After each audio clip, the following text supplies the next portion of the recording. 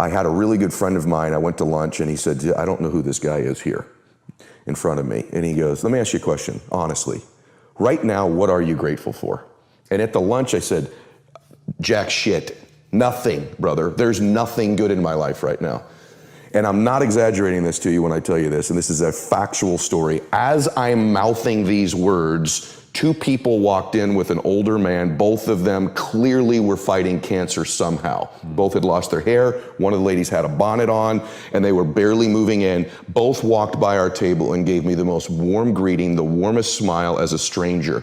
And he goes, that's pretty freaking pathetic. You can't find anything in your life to be grateful for right now?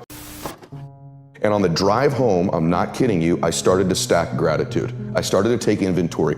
Because if you can find things to be grateful for in that space, man, is your life gonna be rich when there really are external things to be grateful for. So my first mechanism out of that space was honestly to stack the things I was grateful for, and I started reinforcing it over and over and over again. And what happens is there's this reticular activating system in our brains, right? And all of a sudden, because that's the messaging I was giving myself, all of a sudden, all these things start to come into my awareness that I'm grateful for. I start to magnetize to myself some people that I needed to find into my life, and that was the next layer. I started to see things to be grateful for. My health, my fitness, people who loved me. And what it did is it changed my state. When I stacked gratitude, I changed what I did in the morning, and I changed what I did in the evening. And so somehow by grabbing control of my morning and by grabbing control of my evening, I got some measure of control over the middle of my day.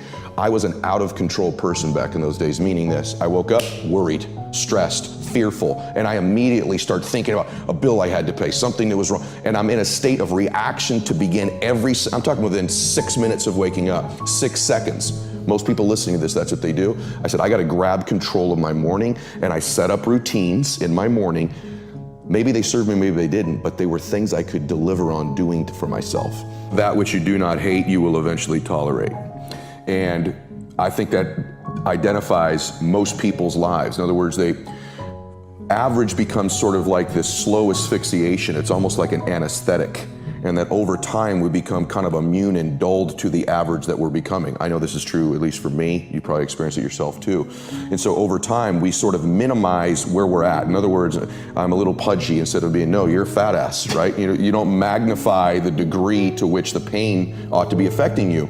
And so really what he means in that is, listen, you're gonna get out of your life what you'll accept. That's really difficult for people, I think, to understand is, look, what you think you're worth and what you're gonna tolerate is absolutely what you're gonna bring into your life and what the outward part of your life's gonna look like. And so I live by that. Like, I let myself sort of feel the pain and the difficulty of being not where I wanna be in whatever that area is, whether it's my spirituality, my relationships, my money.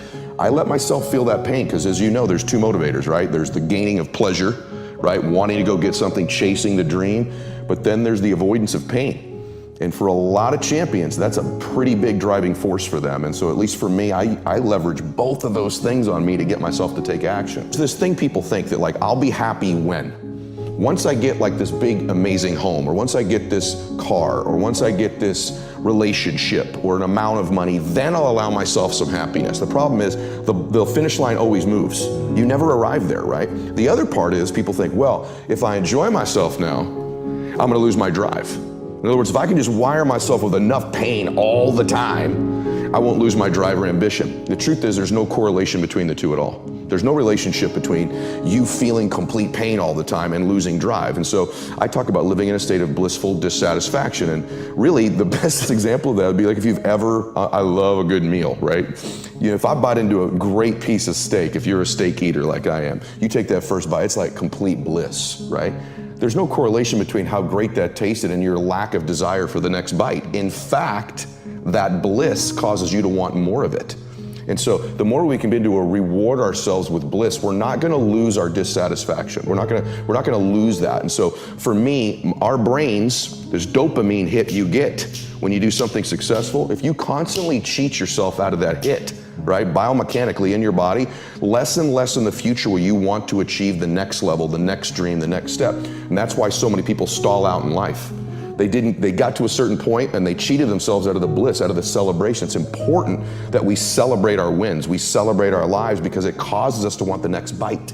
It keeps us hungrier, not the reverse. And so for me, I want to live in a state of being grateful and blissful now, not waiting for some future place or date that may never arise. Self-confidence is really self-trust. So the first thing is, the people I know that are really happy are very self-aware. In fact, the best entrepreneurs I know are very self-aware. They're aware of their shortcomings, right? They want to improve them. They want to get to the next version of themselves all the time. And so for me, self-confidence comes because I didn't have it.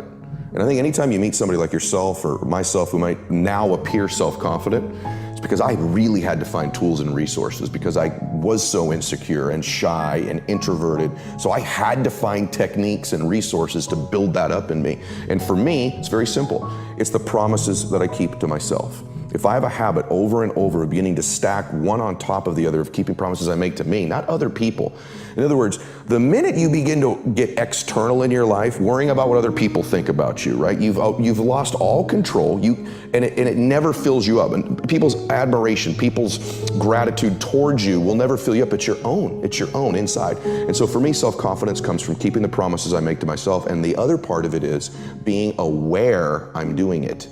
In other words, most people don't give themselves enough credit all the time. They're very aware of these 20% things and not aware of the 80, right? And that's why the dosage is so important too. You've nailed it. It should be 80-20, right? Because people get addicted to this.